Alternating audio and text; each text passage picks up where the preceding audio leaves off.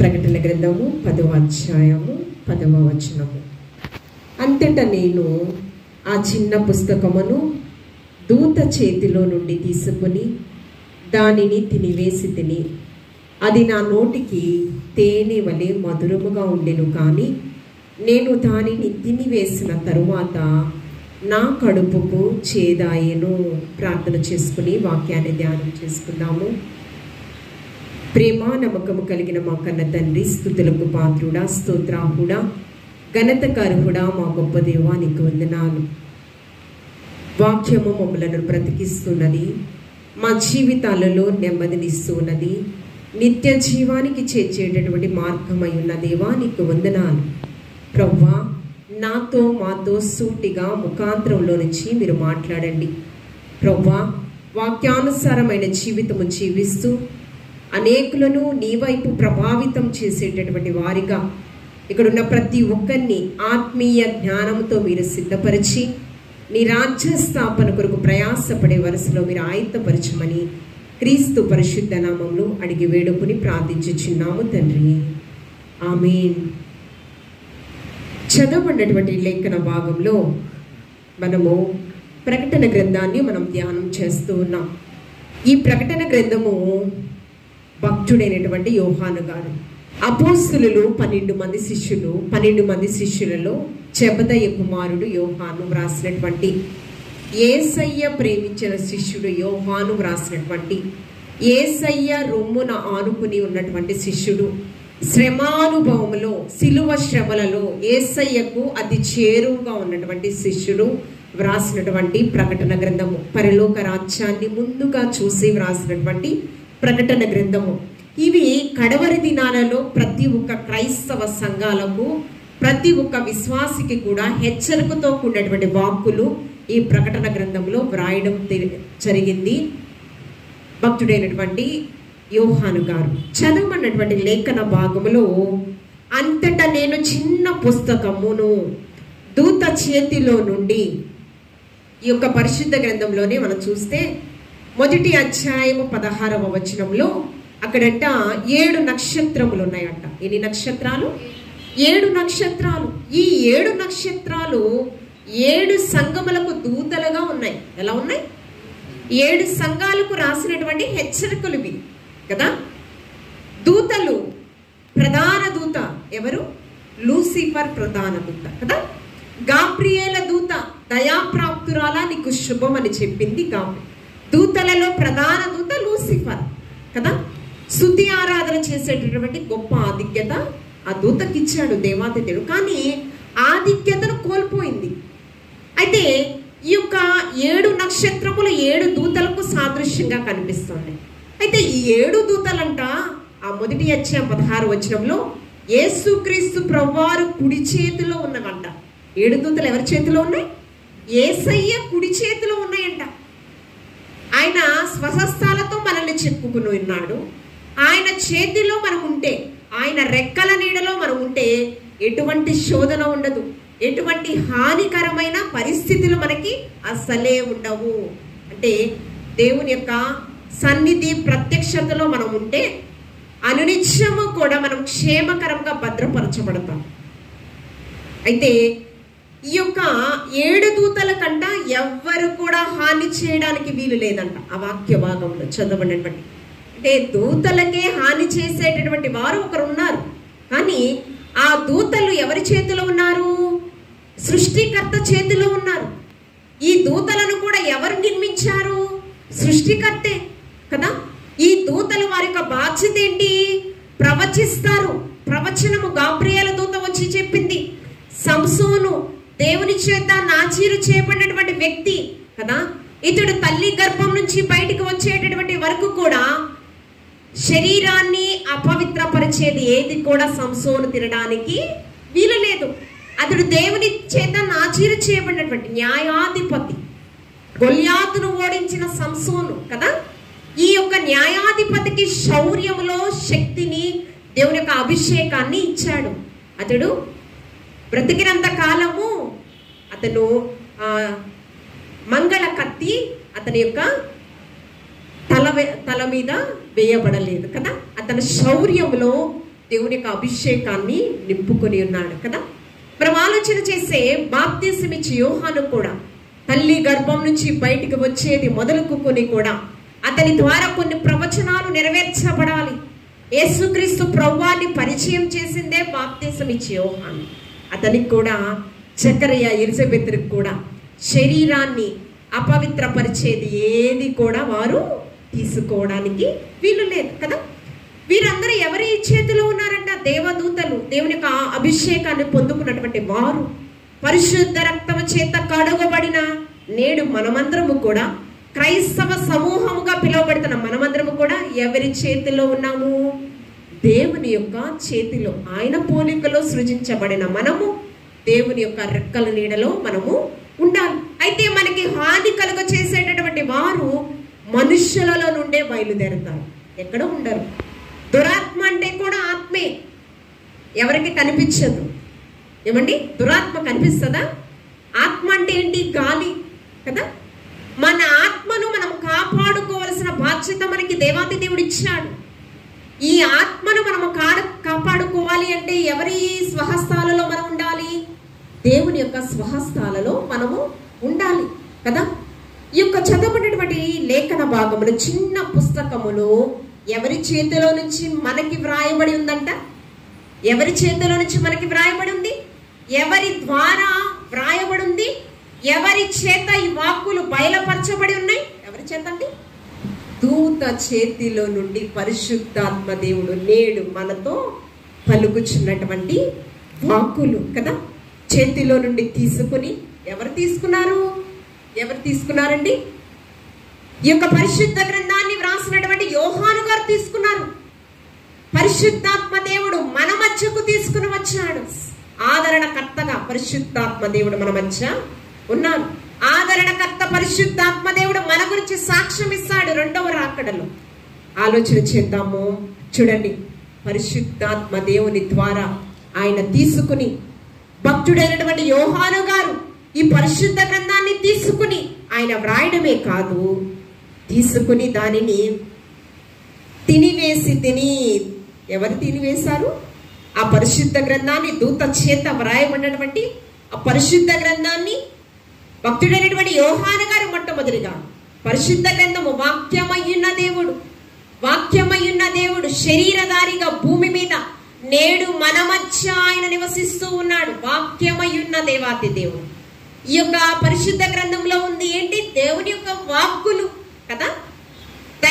దైవావేశంతో నింపబడిన ప్రవచన వాక్కులు దీనిలో ఉన్నాయి.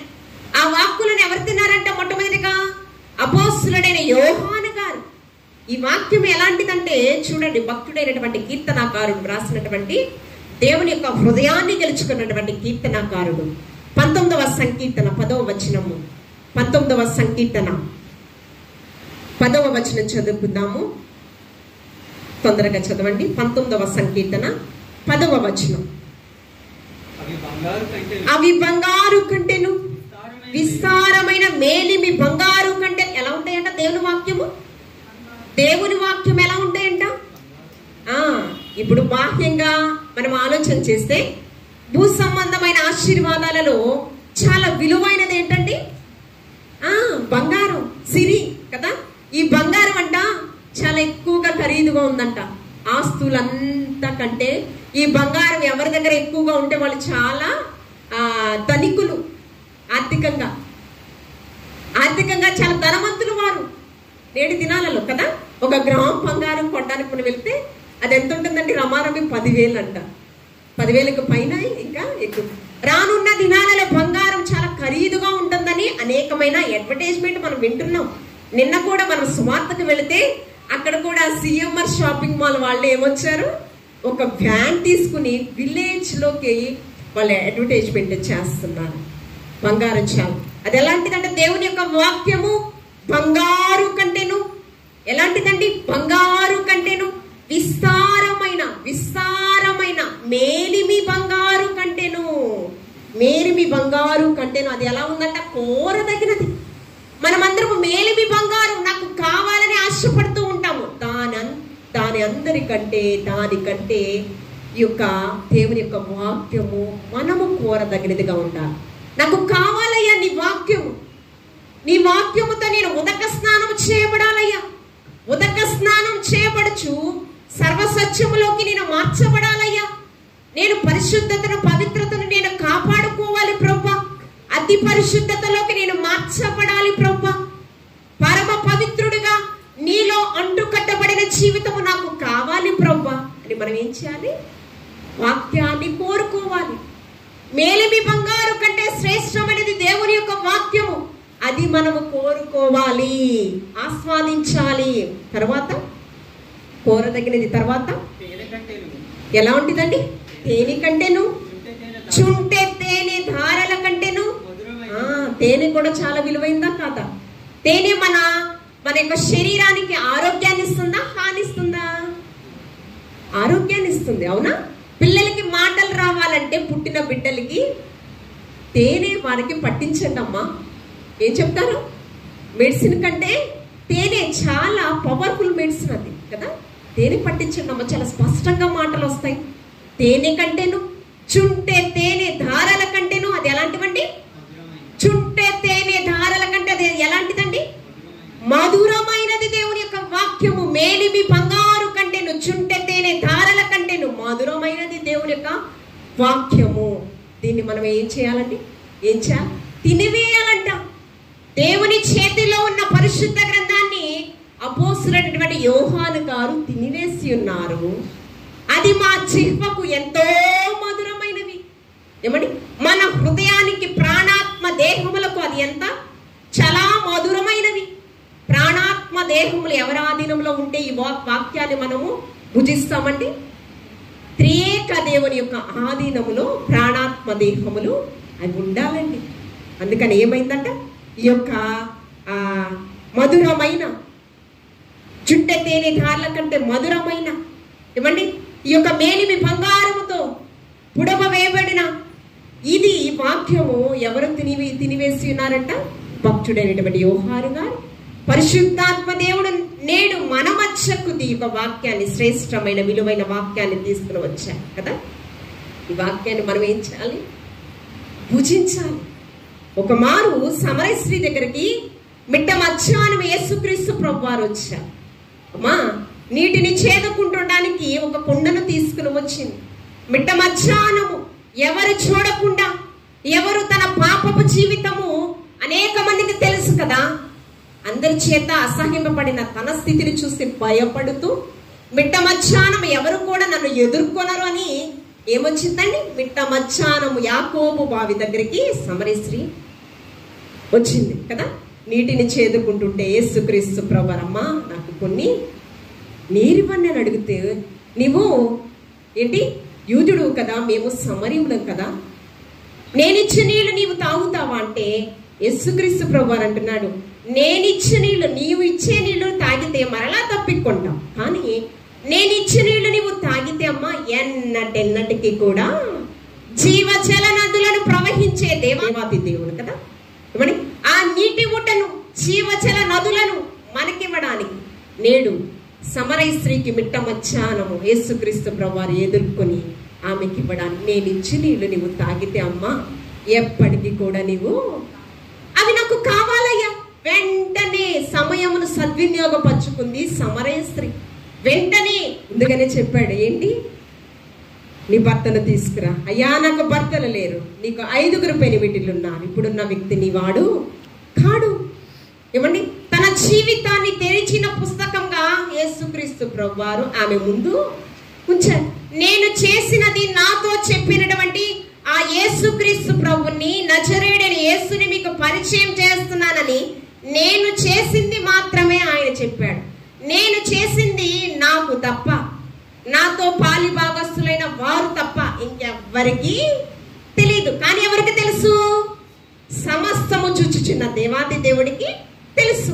నేను చేసినది నాతో చెప్పిన దేవుణ్ణి ఎవరికి పరిచయం చేస్తుంది? ఒక వ్యక్తికి పరిచయం చేసిందా? సమరయ ప్రాంతానికే పరిచయం చేసింది. చెప్పిన ఆ మాటల ఏందంట, వారు ఏం చేశారంట?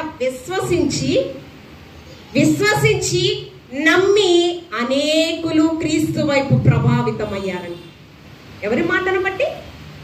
యేసయ్య ఏం చెప్తే ఆ మాటలే ప్రచురపరిచిందండి. చెప్పిన మాటలను బట్టి మాత్రమే అనేకులు క్రీస్తుని సొంత రక్షకునిగా అంగీకరించారు. ఈ మాటలు మనం ఎలాగంటే చాలా మధురంగా ఉంటాయి. యేసయ్య మాటలు ఏమండి, ఆ మధురమైన మాటలు మనము ప్రతిదినం సమయమందు అసమయమందు వింటున్నాం.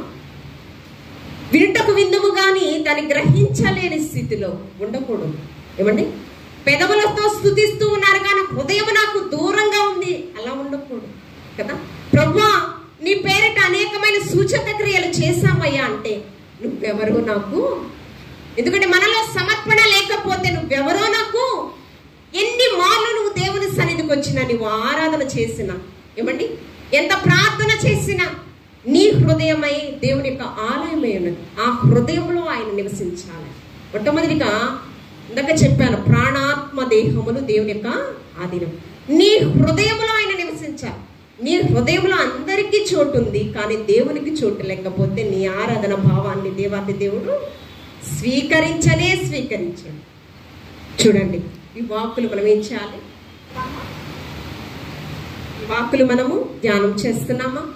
ఏమండి, అందుకని వాక్యమైన దేవుడు వాక్యం, ఈ వాక్యము మనల్ని బ్రతికిస్తుందని, తర్వాత అది నా నోటికి తేనె వలె మధురముగా ఉందని ఆల్రెడీ దేవుని హృదయాన్ని గెలుచుకున్నటువంటి కీర్తనకారుడు మాట్లాడుచు. కీర్తనకారుడు దావీదు గారు తన బాల్య వయసు నుంచి అరణ్య రోదని ఎక్కడున్నాడు? బాల్య వయసు నుంచి ఎక్కడున్నాడు? 10 మంది సంతానం. యెష్షయి కుమారుడు కనిష్ఠుడు. ఎక్కడున్నారు? 10 మంది సంతానం అంటే ఎంత అల్లారు ముద్దుగా పెరగాలండి. కానీ తన జీవితం అంతా గొర్రెల దొడ్డిలోనే బ్రతికాడు. అరణ్యములోనే క్రూర మృగాలతో విషసర్పాలతో సహవాసం చేశాడు. గాఢాంధకారం, నా జీవితం అగాధంగా ఉంది, చీకటిగా ఉంది, నాకేమీ లేదు ప్రభువా. ఏమండి, నిరాశ నిస్పృహల మధ్య ఎవరితో సహవాసం చేశాడు? ఎవరితో సహవాసం చేశాడు? పరమ తండ్రితో సహవాసం. నా దాగు చోటు నీవయ్యా. అందుకని ఇందాక చదవబడినటువంటి 52వ సంకీర్తనలో, నేనైతే నా దేవుని మందిరములో పచ్చని వలీవ చెట్టు వలె. ఎక్కడి నుంచి వచ్చింది?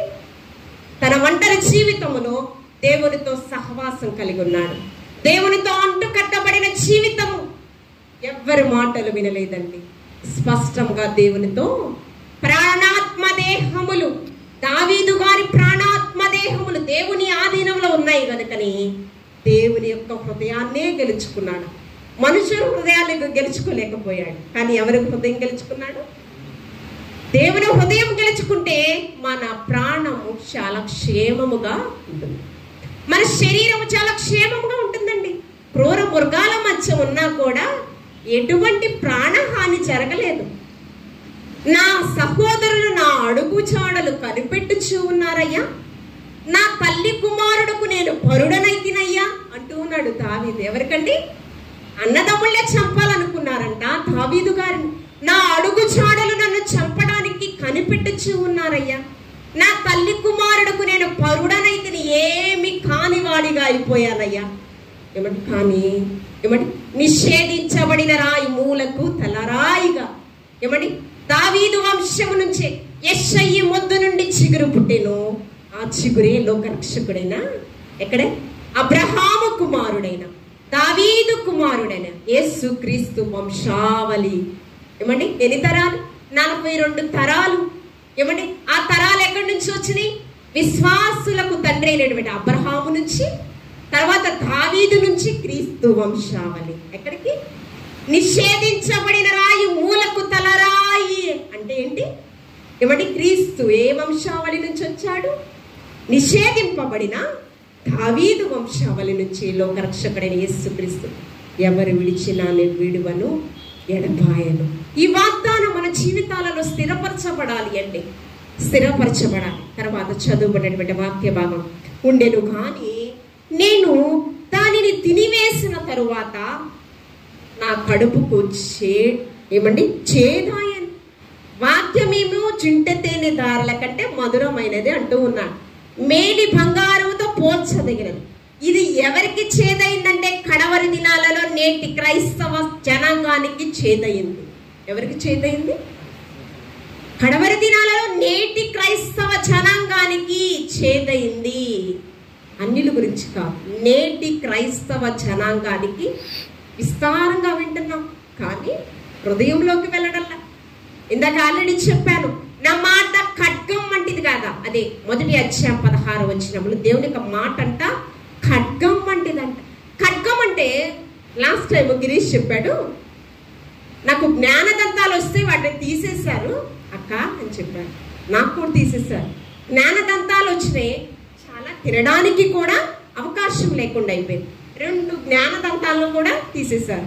ఎందుకంటే అది నాకు వేస్ట్, దానివల్ల నాకు ఉపయోగం ఏమీ లేదు, తినడానికి అవకాశం లేదు. ఏమని ఎంత కష్టపడినాయా మనము ఆ కడుపులో వెళ్ళవలసిన తిండి మాత్రమే తినగలము. అంతకంటే ఎక్కువ తింటే ఏమవుతుంది, వాంతులు అయిపోతాయి. అంతే కాదా? కడుపులోకి పట్టిందే తినగలం, అంతేనా కాదా? అంతకు మించి తినగలమా కదా? నాకు శరీరానికి ఉపయోగం లేనిదే అదంతం. కానీ ఆ డాక్టర్ ఏం చెప్పారు, అమ్మ అర్జెంటుగా తీసేయాలి, నీ నొప్పికి ఉపశమనం రావాలంటే ఏం చేయాలి, వెంటనే తీసేయాలమ్మా. ఖడ్గం వంటిది, 2 అంచుల వాడిగల ఖడ్గం అంట. ఖడ్గం కాదు, 2 అంచుల వాడిగల ఖడ్గము. 1 అధ్యాయం 16 అంటే 2 వైపుల పదును ఉంటది. ఎలా ఉంటది? పదులు లేకపోతే కూరగాయలు కోయడానికే చాలా కష్టంగా ఉంటుంది, అవునా కాదా? పదులు లేకపోతే కదా. 2 అంచుల వాడి ఖడ్గం అంటే సూటిగా హృదయంలోనికి వెళ్ళిపోద్ది ఆ వాక్యం. ఈ వాక్యము నాకు చాలా బాధ కలిగించిందండి. ఈ వాక్యం నా కోసమే చెప్పారండి అనుకుంటూ ఉంటాం కదా. అసలు వాక్యం దేవుడు మనతో మాట్లాడుతున్నాడని మనం స్వీకరిస్తే ఎంత బాగుంటుందో తెలుసా. అందుకే ఈ వాక్యం ఎలా ఉంటుందంట చూడండి. సామెతల గ్రంథం, జ్ఞాని అయినటువంటి సలోమాను గారు రాసినటువంటి సామెతల గ్రంథము 27వ అధ్యాయము 6వ వచనము. మేలు కోరు స్నేహితుడు ఏం చెప్పును, గాయాన్ని రేపును. ఏం గాయము? శరీరానికి ఉన్న గాయమా, హృదయంలో గాయాన్ని రేపునా? ఏది మనకు గుర్తు వస్తుందండి? మన హృదయంలో అబ్బా నా హృదయాన్ని తాకిందండి, నా హృదయం బాధ కలిగిందండి, నా మనస్సు గాయపరచబడిందండి నా స్నేహితుల వల్ల అంటూ ఉంటాం కదా. మనకి ఇష్టం లేని మాట ఏదో మాట్లాడారు కదా. నిజమైన స్నేహితుడు విడువడక ప్రేమించును, దుర్దశలో అతడు సహోదరుడుగా ఉండును. నిజమైన స్నేహితుడు విడువక ప్రేమించింది ఎవరు? లోకరక్షకుడైన యేసుక్రీస్తు ప్రభువారు కదా. ఆ మేలుకోర స్నేహితుడు ఏం చేస్తాడట? గాయాన్ని రేపును. ఏ గాయం రేపును? హృదయంలో దేవునికి ఆయాసకరమైన క్రియలన్నీ నీలో ఉంటే, అమ్మా నీవు ఒప్పుకొని విడిచిపెడితే కనికరం పొందుకుంటావు, నా కనికరం. ఒప్పుకొని విడిచిపెట్టకపోతే ఏమవుతావు? శాపగ్రస్తం అయిపోతావమ్మా, శాపగ్రస్తుడు అయిపోతావు నాన్న అని ఏం చెప్తుంది వాక్యం? గద్దిస్తూ ఉంటది. గద్దిస్తూ ఉన్నప్పుడు మనం ఏం చెప్పాలి? వాక్యమై ఉన్న దేవుడు నాతో మాట్లాడాడని దేవునికి ఇష్టం లేని క్రియలు మన నుంచి దూరపరుచుకోవాలి, అంతే కదా. దూరపరుచుకోవాలి. దూరపరుచుకుంటే ఖచ్చితంగా దేవాది దేవుడు మనల్ని పట్టుకుంటాడు, ఖచ్చితంగా ఏమండి మనల్ని కాచి కాపాడి సంరక్షిస్తాడు కదా. అందుకని మరొక వాక్య భాగంలో కూడా కొంతమంది ఏం చేస్తారంటే వారు పాడైపోతూ పక్క వారిని కూడా పాడు చేస్తూ ఉంటారు. ఏం చేస్తారు? 6 మాసాలు సహవాసం చేస్తే వారు వీరైపోతారంట కదా. కొంతమంది ఏం చేస్తారంటే నేనేటో పాడైపోతున్నాను కదా, వాడు దేవుల్లో అంటూ కట్టబడిన జీవితము జీవించడం ఏంటి, దేవునికి హత్తుకుని వాడు జీవించడం ఏంటి అంటే నాకెటూ ఆశీర్వాదాలు రావు, వాడికి కూడా రావడానికి వీల్లేదు. ఎలాంటి స్వభావం అండి? నేనేటూ పరిపూర్ణమైన ఆరోగ్యంగా నేను బ్రతకను. ఏమండి నరకంలో ఏముంటాయి? అగ్ని ఆరదు, పురుగు చావదు కదా. ఏమండి కాలిపోతూనే ఉండాలి. అక్కడ ఆత్మకు చావలేదు, నరకంలో కూడా ఆత్మకు చావలేదు. నిజంగా దేవునితో అంటుకట్టబడిన జీవితం మనం జీవిస్తే ఏమండి దేవునితో 1000 ఏళ్ళు మనం జీవిస్తాం, అవునా కాదా? దేవునితో బ్రతికినప్పుడు ఆత్మకు కూడా చావులేదు, పరలోకంలో ఉంటాం మనం కదా దేవునితో. చాలా మంది కూడా వారు దుష్టులతో సహవాసం చేస్తూ దురాత్మ సమూహంగా వారు కొంతమందిని ఏర్పాటు చేసుకుని ఎవరైతే దేవునికి దగ్గరగా జీవిస్తున్నారో వారి దూరస్తులుగా చేయడానికి శత విధాల ప్రయత్నిస్తూ ఉంటారు. దీనా ఎవరి కుమార్తె? రాహేలు, అమితంగా ప్రేమించినటువంటి రాహేలుకు పుట్టినటువంటి కుమార్తె తల్లిదండ్రులకు చెప్పెళ్ళిందా స్నేహితుల దగ్గరికి? ఎలా వెళ్ళింది? చెప్పకుండా స్నేహితులు మాటకు ప్రలోభాలకు లోనైపోయి స్నేహితుల దగ్గరికి వెళ్ళింది. తీరని కళంకాన్ని తెచ్చుకుందా లేదా? మరలా అతను మంచివాడు కనుక దీనాను వివాహము. ఈ మధ్య ఏం పోయింది? తన క్యారెక్టర్ పోయిందా లేదా? ఎందుకు వచ్చింది? తన స్నేహితుల మాటలకు ఇన్ఫ్లుయెన్స్ అవ్వడం వల్ల. అవునా కాదా? కదా. కొంతమంది సమూహం కానీ దేవుని యొక్క మాట ఎలాగుంటుందంటే, నీ హృదయంలో పాప బీజాన్ని తీసివేయడానికి మేలు కోరు స్నేహితుడు ఏం చేస్తాడు? నీ గాయాన్ని, నువ్వు ఇలా బ్రతికితే నరకంలో ఉంటావు, నువ్వు ఇలా బ్రతికితే దేవునికి దూరంగా ఉంటావు, నువ్వు ఇలా బ్రతికితే నీకు ఆరోగ్యం ఉండదు, నువ్వు అలా బ్రతికితే క్షేమం ఉండదు, నువ్వు ఇలా బ్రతికితే నీకు పరలోకం ఎన్నటెన్నటికి రాదు అని పరిచయము చేస్తారు. చూడండి, లూకాసు సువార్త 6వ అధ్యాయం 26వ వచనం. లూకాసు సువార్త 6వ అధ్యాయము 26వ వచనం. మనుషులందరూ మిమ్మల్ని కొనియాడినప్పుడు మీకు శ్రమ కలుగును. ఇది ఎవరు చెప్తున్నారండి? సృష్టికర్త అయినటువంటి లోక రక్షకుడైన యేసుక్రీస్తు మిమ్మల్ని కొనియాడుతున్నారేమో. బాగున్నావు అమ్మా శాంతి, బాగున్నావు. సోనియా సిస్టర్ చాలా బాగున్నావు. నువ్వు 7 వారాలు ప్రార్థనకు రాలేదా? 3 నెలలు ప్రార్థనకు రాలేదా? అశోక్ బ్రదర్ నువ్వు 3 మాసాలు రాలేదా? గిరీష్ రాలేదా? యూత్ మీటింగ్కి రాలేదా? నువ్వు పర్లేదురా, నెక్స్ట్ వీక్ చూద్దాం. పర్లేదు, ప్రతి వారం వెళ్తున్నాం కదా, ఏమవుతుంది? అవునా కదా? ఎవరు చేస్తారో తెలుసా? దుష్టులతో సహవాసం చేసినటువంటి వారు ఏం చేస్తారు? దేవుని సన్నిధి నుంచి నిన్ను దూరపరచడానికి ఏం మాటలు మాట్లాడతారు? గారడి మాటలు మాట్లాడతారు. వారి నాలుక కంట క్రింద విషసర్పం ఉంటదంట. ఏముంటది? పైకలా మాట్లాడతారు, లోపల ఏముంటుందో తెలుసా? నేనేటు నరకానికే వెళ్తాను, నాతో పాటు 2-3 వాళ్ళ ఆలోచన. నిజంగా కడవరి దినాల్లో ఇలాంటి వ్యక్తులు చాలా ఎక్కువగా ఉన్నారు. దేవుని సన్నిధి నుంచి మనల్ని దూరం ఏంటి? మనుష్యులు కొనియాడినప్పుడు ఏమొస్తుందంట? నిజమైన విశ్వాసతలో జీవించేటటువంటి వారు స్ట్రైట్ ఫార్వర్డ్గా మాట్లాడతారు. మొన్నే చెప్పాను, పోయిన వారం ఏం చెప్పానమ్మా? నువ్వు సింగిల్గా ఉన్నా ఒకే మాట మాట్లాడతారు. 10,000 మంది ముందు నువ్వు ఉన్నా అదే మాట్లాడతారు. 10 మంది గుంపున్నా అదే మాట్లాడతారు. ఏం మాట్లాడతారు? మేలు కోరు స్నేహితుడు, నీలో ఇది దేవునికి ఆయాసకరమైన అపవిత్రత ఉందా నాన్న, ఇది తీసేసుకోనన్నా, నీకు దేవుడు ఆశీర్వదిస్తాడు. అమ్మా నీ స్నేహం మంచిగా లేదమ్మా, నువ్వు దీన్ని తీసేసుకో. ఇదే మాట్లాడతారు. ఇదిగో వీడికి కోపం ఎక్కువ, చంచలమైన మనస్తత్వం ఎక్కువ, ఇదే మాట్లాడతారు. దాన్ని విడిచిపెట్టుకుంటే దేవుని కనికరం ఉంటుంది. జుంటె తేనె దారుల కంటే మధురమైన ఆశీర్వాదాలు నీ పట్ల దేవాది దేవుడు కృమ్మరింప చేస్తాడు. ఆమె కదా, మనం అది పొందుకోవాలండి. మనుష్యులు కొనియాడినప్పుడు, మనుషుల పొగడ్తలకు ప్రలోభాలకు నువ్వు ఏమవ్వకూడదు? ప్రభావితం అవ్వకూడదు. మనుషులు నిన్ను కొనియాడుతూ ఉంటారు. నీ వస్త్రధారణ బాగోపోయినా అబ్బా భలే ఉంది, చాలా బాగున్నావు, చాలా బాగా రెడీ అయ్యావు, ట్రెడిషనల్గా రెడీ అయ్యావు, స్టైల్గా రెడీ అయ్యావు, ఇలా అంటూ ఉంటారు.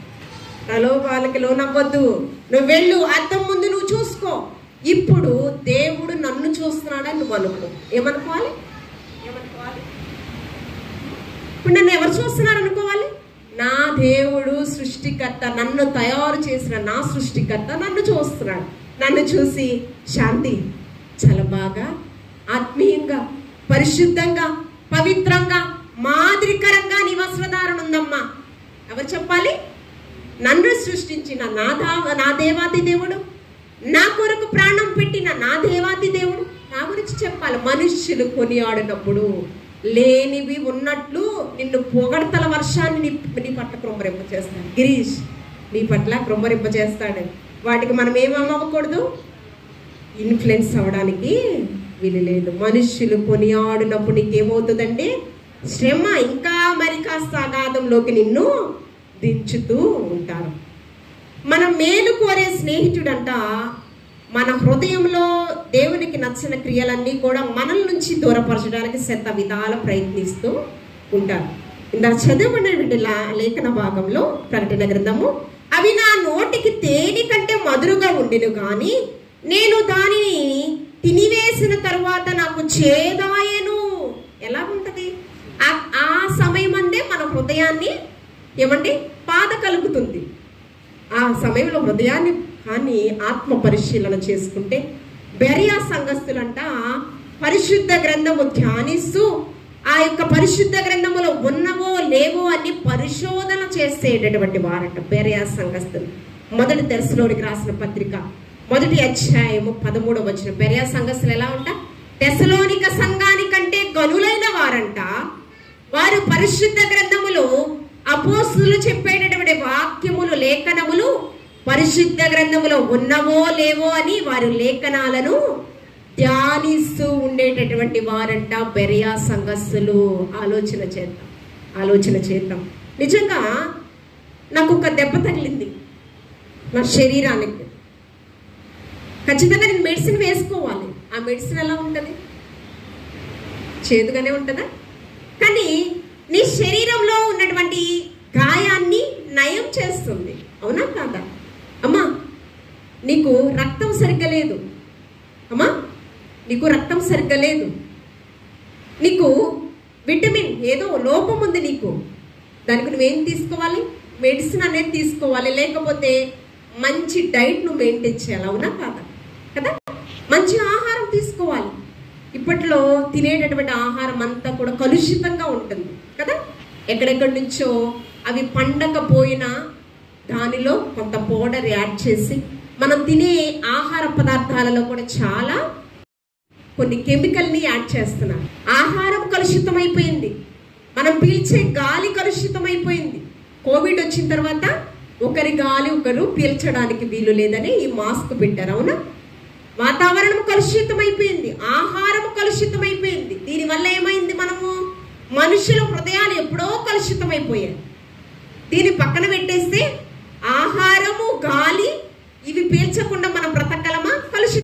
కాబట్టి మనం ఏం చేయాలంటే దానికి సంబంధించిన ఆహార పద్ధతులు కొన్ని మార్చాలి. ఈ రైస్ లో ఏమి బలము ఏమి లేవు, పోషక విలువలు ఏమి లేవు అని, లేకపోతే ఆకుకూరలు ఎక్కువగా తినండమ్మా, పప్పు ధాన్యాలు ఎక్కువ తీసుకోండి, నానబెట్టిన గింజలను తీసుకోండి, ఇలాగా కొన్ని పద్ధతులు మారుస్తూ ఉంటారు కదా. కొంచెం డైట్ మెయింటైన్ చేయడం కొంచెం చేంజ్ చేస్తారు కదా దీనివల్ల. అయితే అవి మనకి రుచికరంగా ఉండకపోవచ్చు. ఇప్పుడు పిల్లలు ఎక్కువగా రెగ్యులర్గా ఐస్ క్రీమ్ తినడానికి ఇష్టపడతారు కదా. అవి రుచికరంగా ఉంటాయి కానీ వారి శరీరానికి మేలు చేస్తాయా? ఇక్కడ ఏమైంది? దేవుని వాక్యము చుంటి తేనె దారుల కంటే మధురంగా ఉంది కానీ అది నా హృదయంలో గాయపరచబడుతుంది. ఆ వాక్యం నాతోనే మాట్లాడుతున్నాడని దేవాతి దేవుడు నా హృదయము ఏమవుతుంది? బాధతో నిండిపోయి దైవజనులు నా గురించి మాట్లాడుతున్నారని మనం దేవుని దగ్గర నుంచి దూరం అయిపోతూ ఉంటాం. ఏ విధంగా మెడిసిన్ మనము వేసుకుంటున్నప్పుడు అది చేదుగా ఉంటుందో, చేదుగా ఉన్నప్పుడే ఆ శరీరంలో ఉన్నటువంటి గాయం అంతా కూడా మాన్పబడుతుంది. అంతే కదా. జనవరి 14th Guntur church dedication opening చేశాము కదా. ఆ టైంలో ముందు నాకేమొచ్చిందంటే టైఫాయిడ్ జ్వరం వచ్చింది కదా. టైఫాయిడ్ వచ్చినప్పుడు ఖచ్చితంగా సెలైన్లు ఎక్కించారు, ఇంజెక్షన్స్ చేశారు, ఇట్లాగా చాలా మెడిసిన్ నేను తీసుకున్నాను. అది తీసుకున్న తర్వాత రమారవి 1 month నేను భోజనం సరిగ్గా తీసుకోలేకపోయాను. ఎందుకంటే నా శరీరం అంతా కూడా ఆ యొక్క మెడిసిన్తో నిండిపోయింది, చేదుగా ఉంది. ఆ మెడిసిన్ ఎలా ఉంటాయి? తీపిగా ఉంటాయా? చేదుగా ఉంటాయి. కాబట్టి ఆ చేదైన మెడిసిన్ నేను తీసుకోవడం వల్లే నేను స్వస్థతను పొందుకున్నాను కదా. 400 సంవత్సరాల బానిసత్వంలో ఉన్న ఇజ్రాయేలు ప్రజలకు కూడా చేదుగానే ఉంది. మంచి మాటలు నాయకుడు అన్నటువంటి మోషే ప్రకటించేటట్టు, మా కొద్ది దినాలలో కానాను దేశం ఉంది, మీ ప్రవర్తన మీరు మార్చుకోండి, మీ సొనుగుడు మీరు మార్చుకోండి. మీరు నా మీద సొనుగుతున్నారు అనుకుంటున్నారేమో, పరమ తండ్రి మీద మీరు సొనుగుతున్నారని మీరు మర్చిపోతున్నారు. 40 దినాల్లో వెళ్ళాలి. సొనుగుడు వల్ల 40 సంవత్సరాలు పట్టింది. అంతేకాకుండా స్టెఫను దేవుని యొక్క వాక్యాన్ని ప్రకటిస్తున్నాడు. అవునా కాదా? స్టెఫను దేవుని యొక్క వాక్యాన్ని ప్రకటన చేస్తూ ఉన్నప్పుడు ఆ దినాలలో శిష్యులు 12 మంది. 12 మందిలో ఆల్రెడీ దేవుణ్ణి 30 వెండి నాణ్యాలకు అమ్మివేసిన ఇస్కరియోతు యోధా చనిపోయాడు. ఉరేసుకుని చనిపోయిన తర్వాత ఆ ఇస్కరియోతు యూదా హోదాలో శిష్యుడుగా ఎవరొచ్చారు? బర్తియా వచ్చాడు.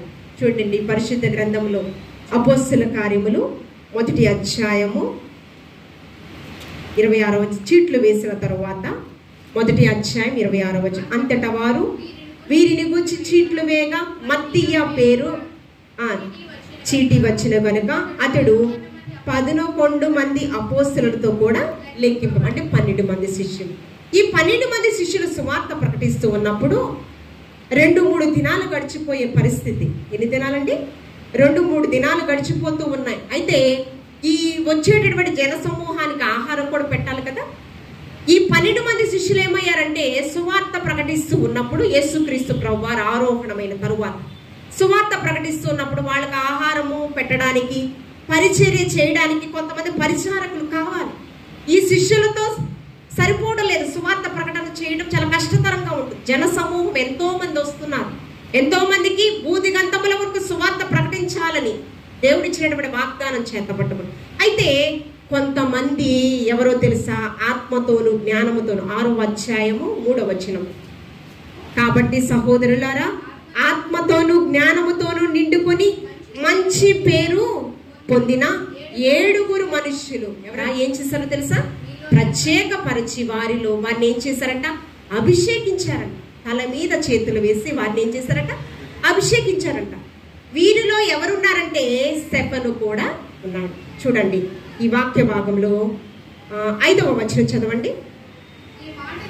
ఈ మాట జన సమూహమంతటికి ఇష్టమైనందున వారు విశ్వాసముతోను పరిశుద్ధాత్మతోను నిండుకొనిన వాడైనా. ఎవరండి? చాలా మంది ఉన్నారు. వారిలో 7 ఎవరున్నారు? మొట్టమొదటిగా పరిశుద్ధాత్మతో నింపబడినటువంటి వారు స్టెఫను కదా. ఈ స్టెఫను ఏం చేశాడంటే దేవుని యొక్క వాక్యము ప్రకటిస్తూ ఉన్నాడు. చూడండి 8వ వచనము.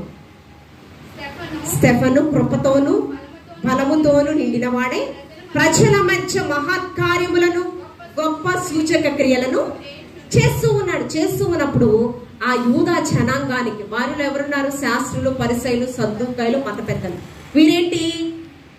నేరారోపణ చేయడానికి యేసుక్రీస్తు ప్రభువారి ఎదుట ఎలా చూసారో ఈ శిష్యులు ఎదుట అలాగే చూస్తూ ఉన్నారు. ప్రకటిస్తూ ఉన్నప్పుడు వారి మనస్సు అంట వారు ఎలాగ మార్చబడుతున్నారంట? ముష్కూరులో అయిపోతున్నారంట. వాక్యం వినడానికి ఇష్టపడడం లేదా. వారి మనసు మరి కాస్త కఠినపరచబడుతుందంట. కఠినపరచబడుతూ ఉంటే మీరెందుకు ఇలాగ ముష్కూరులు అయిపోతూ ఉన్నారు? మూర్ఖత జనాంగం వల్ల అయిపోతూ ఉన్నారు. మీరు చక్కటి మందిరాలు నిర్మించారని మీరు అనుకుంటున్నారేమో, కానీ ఆకాశము సింహాసనము, భూమి పాదపీఠంగా దేవాతి దేవుడు చేసుకుని ఉన్నాడని ఆ కింద వచనాలలో చెప్తూ ఉన్నాడు. 51వ వచనంలో, ముష్కరులారా, హృదయములను చెవులను దేవుని వాక్యమునకు లోబడనల్లని వారులారా. దేనితో లోబట్టలేదంట? దేవుని యొక్క వాక్యానికి లోబడనల్లని వారిలారా. వారికి ఒక పేరు పెట్టారేంటి? ముష్కరులారా.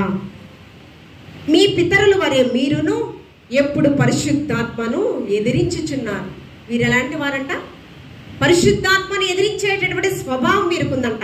ధర్మశాస్త్రాన్ని చదువుతున్నామంటున్నారు కానీ ధర్మశాస్త్రానుసారమైన జీవితము వారిలో లేదు. అంతేకాకుండా నీతిమంతుని రాకడ గురించి ఇందాక ఆల్రెడీ చెప్పాను. బాప్తిస్మం ఇచ్చే యోహాను పరలోక రాజ్యాన్ని పరిచయం చేసేటటువంటి వ్యక్తి యేసయ్యను గురించి, నీతిమంతుని రాకడ గురించి పరిచయం చేసినటువంటి వ్యక్తిని మీరు ఏం చేస్తారండి? చంపివేశారు, హత్య చేశారు. 52వ వచనం. మీ పితరుల ప్రవక్తనలలోను ఎవరిని హింసించక మీరున్నారు.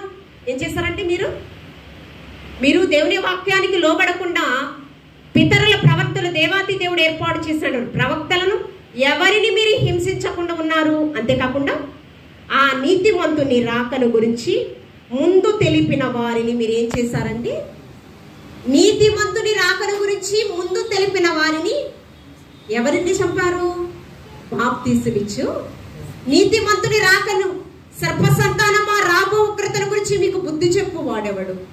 మారు మనసు తగిన ఫలాలను మీరు పొందుకోండి. ఫలించకపోతే ఇప్పుడే గొడ్డలి వేరున ఉంచబడింది, ఫలించని ప్రతి చెట్టును నరికి అగ్నిగుండములో వేయడం అనేది ఆ నీతిమంతుని రాకను గురించి తెలిపిన బాప్తిస్మమిచ్చే యోహాను మీరు చంపివేశారు.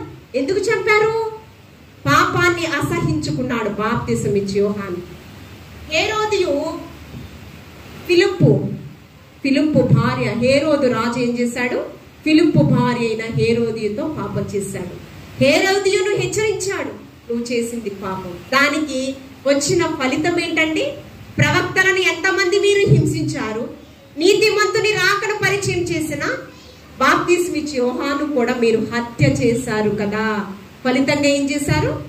నీవు పాపం చేస్తున్నావమ్మా అన్నందుకు ఏం చేశారు?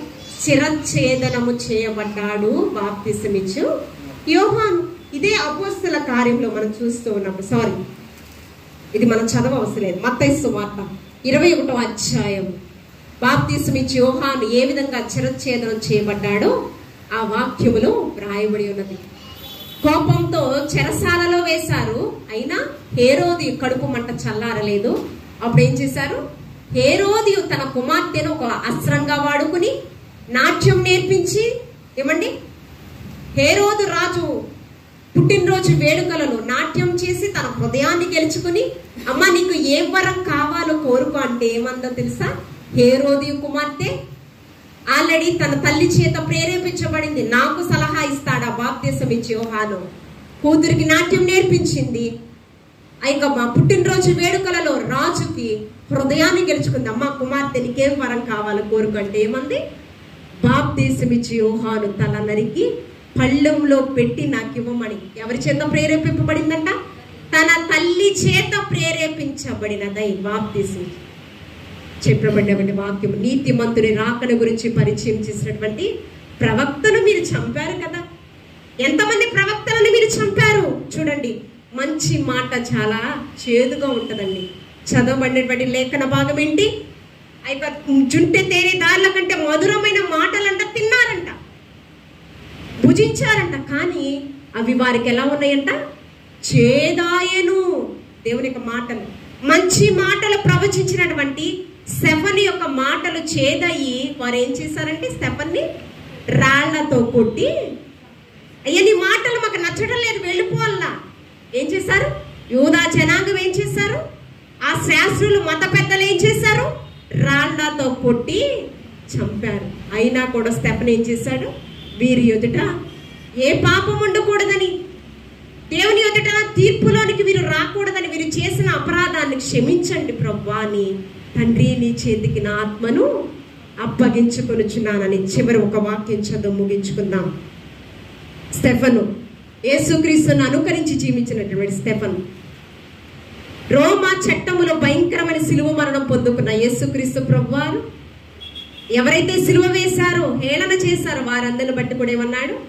వీరేం చేయుచున్నారో వీరు ఎరుగరు గనుక వీరిని క్షమించయ్యా అని మొదటి మాట. చివరి మాట ఏంటి? తండ్రి నీ చేతికి నా ఆత్మను. యేసయ్యను అనుకరించినటువంటి శిష్యుడు స్టెఫను. చివరిగా మనం చూద్దాం హెబ్రీలకు రాసిన పత్రిక 11వ అధ్యాయము 36వ వచనములో, మరికొందరు తిరస్కారములను, కొరడా దెబ్బలను, మరి బంధకములను, ఖైదును అనుభవించిరి. రాళ్లతో కొట్టబడిరి, రంపముతో పోయబడిరి, శోధింపబడిరి, ఖడ్గముతో చంపబడిరి. గొర్రె చర్మములను, మేక చర్మములను వేసుకొని దరిద్రులయుండి శ్రమపడి హింస పొందుచు అడవులలోను, కొండల మీదలలోను, గుహలలోను, సొరంగములలోను తిరుగులాడుచు సంచరించి అట్టి వారికి లోకము యోగ్యమైనది సువార్తను ప్రకటించినటువంటి వారి పాదములు పర్వతముల మీద ఉంటాయంట. అవి ఎత్తైన పర్వతం మీద ఎంతో సుందరముగా ఉంటాయంట. యెషయా గ్రంథం 52వ అధ్యాయం. ఈ లోకంలో వారు చేసినటువంటి సువార్తకు ప్రతిఫలంగా ఏమొచ్చిందంటే బాధలు, భయంకరమైన కష్టాలు, నిందలు. ఏమండి, వీరేమయ్యారు? హతసాక్షులయ్యారు.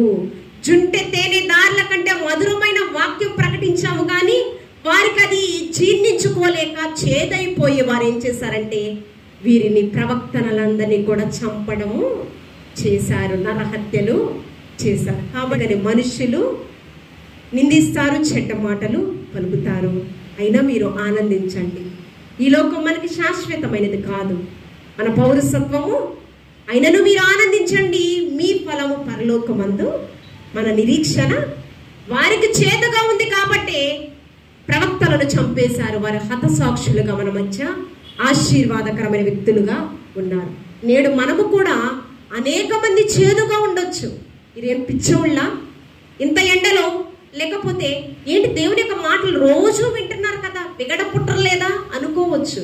కానీ అది మన ప్రాణాత్మ దేహముకు ఏముండాలి? సంచి కరువుగా ఉండాలి. ఏమండి, మనకి ఎలా ఉండాలి? ఆశీర్వాదానికి నడిపించేవి, ఏదో టైం పాస్కి వచ్చే వారిగా మనం ఉండడానికి దేవుని యొక్క మాటలు అంటే ఎలా ఉన్నాయి? దేవదూతల దేవుని చేతిలో ఉన్నారంట. వారికి దేవుని యొక్క వాక్యం ఇవ్వబడిందంట. వారు దాన్ని తిని అనేక మందికి దాన్ని పంచారంట. దేవుని యొక్క వాక్యము అది చుంటె తేనె దారుల కంటే మధురంగా ఉందంట. కానీ కొంతమందికి హృదయాన్ని తాకినప్పుడు కొంతమంది దానికి ఏమయ్యారంటే కఠినాత్ములైపోయి వారిని హతం చేయడానికి మాత్రము మన హృదయం కఠినపరచబడకూడదు. మనం ఏం చేయాలి? యేసయ్య రెండవ రాకడ వరకు కూడా వాక్యాన్ని స్వీకరించాలి, హత్తుకోవాలి. ఏమండి, మేలు కోరు స్నేహితుడు. మనుషులు కొనియాడినప్పుడు నీకు శ్రమ కలుగుతుంది. కొనియాడేటటువంటి వ్యక్తుల దగ్గర నువ్వు అస్సలు ఉండడానికి వీలులేదు. ప్రశంసలు పొందడానికి ఏమాత్రం నువ్వు ఆశించకూడదు. ఈ లోకంలో ఇదంతా కూడా యోగ్యమైనది కాదు. మనం యాత్రికులము, పరజనులమయ్యి ఉన్నాము. మనం యాత్ర ముగించుకుని నూతన యెరూషలేముకి వెళ్ళవలసిన వారమై ఉన్నాము. కాబట్టి మనము సర్వసత్యములోకి మార్చబడదాము. దేవుని యొక్క వాక్యము మనము ఉదక స్నానం చేయబడుతూ ఆ వాక్యము మనం ప్రతిదినము ధ్యానిస్తూ భుజిస్తూ ఏమండి వాక్యానుసారమైన జీవితం అనేకులను ఈ వాక్యపు లోతుల్లోనికి ప్రభావితము చేద్దాము. దేవుని యొక్క రాజ్య పౌరుషులనుగా మనం ఏర్పాటు చేద్దాం. దేవాది దేవుడు ఈ మాటలు మనందరి వెనుకలో బహుగా ఫలింపచేయునుగాక. ఆమేన్. పరిశుద్ధుడానికి వందనాలు. ఈ సజీవమైన వాక్కులతో ప్రభా ప్రతిదినం మాతో మాట్లాడుచున్న దేవా, ప్రభా ప్రకటన గ్రంథం నీ యొక్క రాకడకు సాదృశ్యంగా అనేకమైన మర్మములు మేము ధ్యానిస్తూ ఉన్నాము. ప్రభా ఈ యొక్క ధ్యానించినటువంటి వాక్యము ప్రభా మా హృదయంలో స్థిరపరచుకుని వాక్యానుసారమైన జీవితం కూడా ప్రతి ఒక్కరు జీవించలాగన నీ రాకడ కొరకు, నీ రాజ్య స్థాపన కొరకు ప్రయాసపడే వలసలో మీరు ఆయత్తపరచమని క్రీస్తు పరిశుద్ధ నామములో అడిగి వేడుకుని ప్రార్థించుచున్నాము తండ్రి. ఆమేన్.